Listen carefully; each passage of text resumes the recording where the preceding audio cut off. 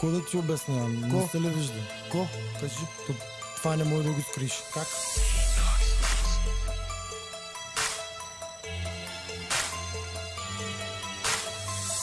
Обикалял съм много преди. Имал съм доста жени.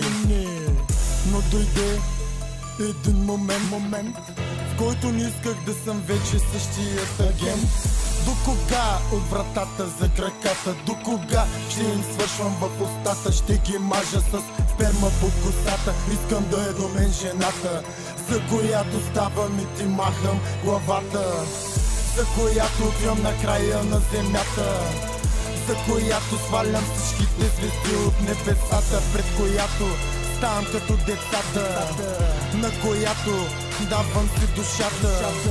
Влезнах един път във Фейсбука и с търсенето си бях до тука. Още като те видях, разбрах, че ти си жената, за която си мечтах. Полудях, като с тебе бях. Всички други се превърнаха в прах. Уж не си знае бройките, момчето, а все едно с тебе си направи сещето. Малко сладко дяволче проклето, ще изям буските, задето открадна ми сърцето. Виж го момчето, което с една усмивка пращаш там, където, за да обясни, няма да му стигне парчето. Абе, обожавам те, общо взето, даже и да сме в мазето, с теб се чувствам на небето.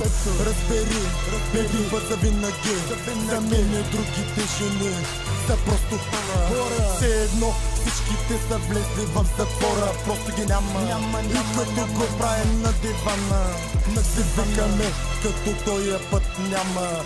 И като ти видя за смяна, ми минава всяква рана. I love you, I love you. Ще изям бузиците.